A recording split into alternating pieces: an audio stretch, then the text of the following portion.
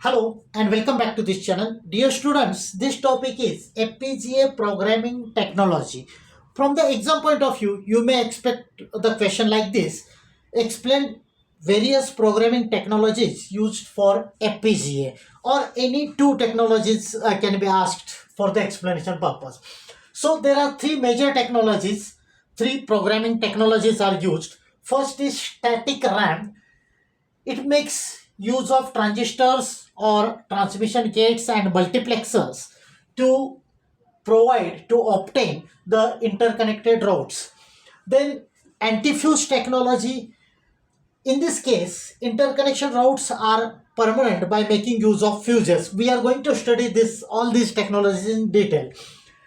Next, third technology is EPROM or flash memories.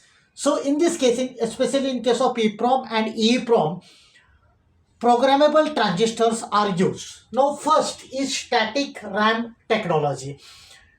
The corresponding diagram is shown here. Two logical circuits are used and these are NMOS transistors. This is the block which represents static RAM. Make the thing simple. See, this is NMOS transistor. Whenever you want to make a transistor is used as a switch. If you want a one-way switch, then NMOS transistor is used. If you want a two-way switch, then transmission gate is used. Transmission gate consists of NMOS transistor and PMOS transistor which are connected in parallel with each other like this. यहाँ पे इस block के instead of this block we'll be using a parallel combination of NMOS and CMOS transistor. So this is the transmission gate which is used as a bidirectional switch or two-way switch. Now for switches, single way switches, single NMOS transistors are used. If the corresponding bit in the static RAM is 1, जैसे देखो ये जो transistor है NMOS transistor, it is connected to logic 1. If the corresponding bit in static RAM to which this NMOS transistor is connected is 1, then a particular path is created. Look at the second transistor. This is connected to 1. Again a path is created. This is connected to 0. So if this second NMOS is connected to 0, then there would be any path. Third is connected to 1, so path is created, and so on. Very simple. Whenever the bit in static RAM is 1, a path is created. When it is 0, path is not created. So for two-way switches, this is about one-way switch. For two-way switches, NMOS and PMOS are connected in parallel, जैसे मैंने यहाँ पे बताया है. Then transmission gates, this type two-way switches, passes signal in both the directions. Now advantages of this technology. The major advantage of this technology is you can reprogramming it ideally for infinity times. Then the program, if they are stored in non-volatile memory, can be changed. Means depending on the requirement of user, the changes can be made in the programming. Disadvantages: whenever the power is switched off, then it loses the program whatever stored. So if you want to retain the program, some non-volatile memory is required. Then each memory cell requires at least 5 transistors, so larger area is required. So this is about the static RAM technology used in FPGA. Second is antifuse technology. Actually, this is used whenever only permanent connections are required. That means if you want to make changes after implementation, then it's not possible in this technology.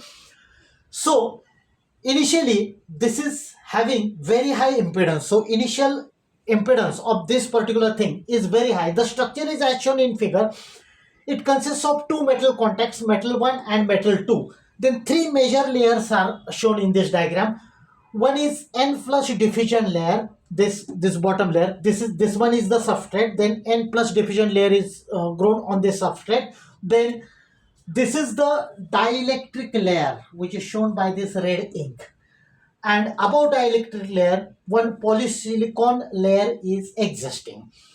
Now initially the impedance of this device is very high. This impedance can be made low by applying very high voltage. So initial impedance is very high. When applied voltage is high, impedance reduces and the connection can be made. That means whenever, जैसे मैंने बताया, ये तीन layers है, तीन major layers है, N plus diffusion layer, then this dielectric layer and polysilicon layer.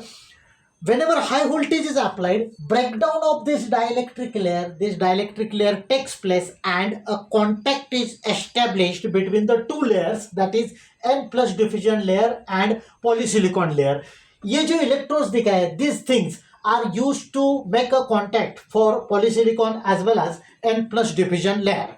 But as I said, this makes the connection permanent, and whenever the breaking of dielectric layer takes place, then it is said that the fuse is blown. That means blowing of fuse takes place and contact is created. So its advantages includes it requires less area, then low on resistance and low parasitic capacitance. But the major disadvantage is it cannot be reprogrammed. So this type of technology cannot be used whenever reprogramming is required again and again. The third technology is EPROM or flash. This is the diagram of NMOS transistor. Actually, this is a different device.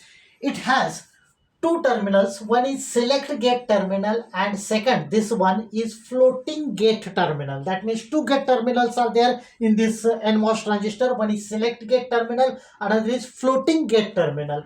This floating gate terminal is not electrically connected to the select gate.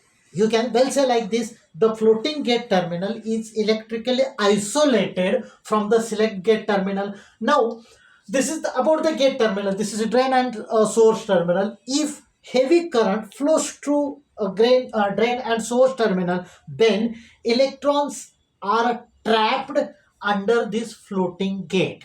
Once the electrons are trapped under the floating gate, then this is possible due to injection of electrons. So once the electrons are trapped, it remains there for several years. That means that electrons means the data can remain there permanently for several years.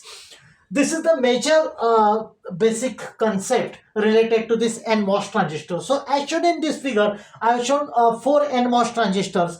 Now, if you want to store the data, then you will have to switch on the particular transistor. That means you will have to pass heavy current through drain and source, and electrons will get trapped at the particular floating gate. Suppose I will switch on this particular transistor, and depending on the requirement, you can switch a particular transistor. So this is the basics of this EPROM and flash memory technology. This is about the EPROM. In case of EPROM, instead of using NMOS, floating gate tunneling diodes or floating gate tunneling metal oxide semiconductor devices are used for this purpose, for basically storing the data. Otherwise, the working remains same. Now, the flash technology makes use of both EPROM and EEPROM technology. Now, as I said, once the electrons are stored, that means data remains stored for many years. If you want to erase the data, then such devices are exposed to the ultraviolet light. Now, the most important part, that is comparison between FPGA and CPLD. This chart shows comparative analysis between FPGA and CPLD. So, FPGA stands for Field Programmable Gate Array. The long form of CPLD is Complex Programming Logic Design. Second point of comparison is FPGAs are volatile. Volatile means whenever the power is disconnected, then the data is lost. Whereas CPLD, it is basically non-volatile. That means even if the power is disconnected, the data remains as it is. Then FPGA cannot implement large functions in one pass. This CPLD can implement larger functions even in one pass. Then FPGA is mainly suitable for designing of few number of inputs. That means if there are less number of inputs, then it is more suitable. Whereas CPLD is more suitable for the applications which needs more number of inputs. Then FPGA is majorly used or mainly suitable for complex applications. This is used for simple applications. This structure is a fine-grained architecture. Then in case of CPLD, it is coarse grain architecture. FPGA consists of arrays of logic cells and they are less partitioned. That means they are less divided into subtypes. In case of CPLD, resources are partitioned in logic blocks. The different technologies used in FPGA includes SRAM, Antifuse technology and EPROM. In CPLD, the technologies includes EPROM and flash. Then FPGA consumes more power, that means requires larger powers compared to CPLD which needs less power. Then last point of comparison is FPGA has less inputs and less number of inputs and less number of output pins. It has more number of input and output pins. So this is about the comparison between FPGA and CPLD. So dear students, that's it for today's session. So thank you. Thanks a lot for watching this video.